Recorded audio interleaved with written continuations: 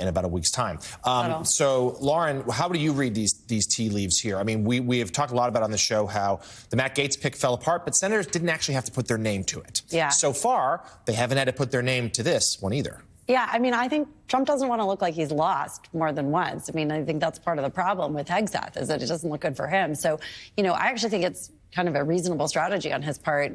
Keep supporting him on Truth Social, let the senators take the fall and let them go vote against him. And then it's not his fault. Then he has people to blame and it wasn't his bad choice. And it wasn't the fact that they didn't vet the guy and that they didn't do their homework and didn't know that this stuff was coming up. I also think you can't underestimate the Fox News piece of this, which is his mom going on Fox News.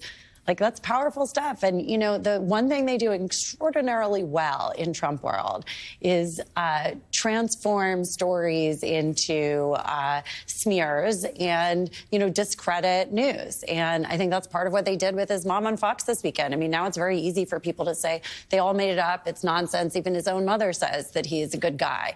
So, I mean, this has been classic I think it's kind of classic Trumpism. He's not going to want to look like he lost this one. He'll do anything to take them out in the process. Don't you think? I think that he's going to let him hang on. Basically, Pete Hegseth is kind of like a zombie nominee. He's wandering around. He's still in the game, but is he really alive? No one's quite sure.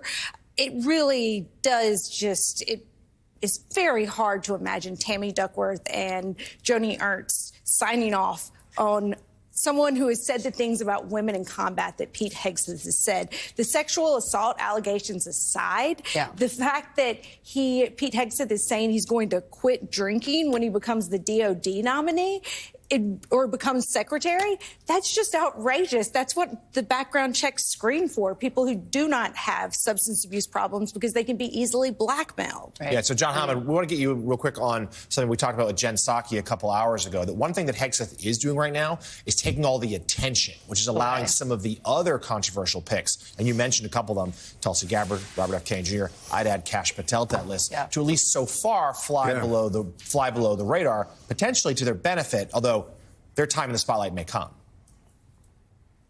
Well, that's right, Jonathan. And I think, that is the Trump strategy here in a lot of ways. Is, this is the flood the zone strategy. And if you send up enough, you flood the zone, as Steve Bannon famously said, with excrement.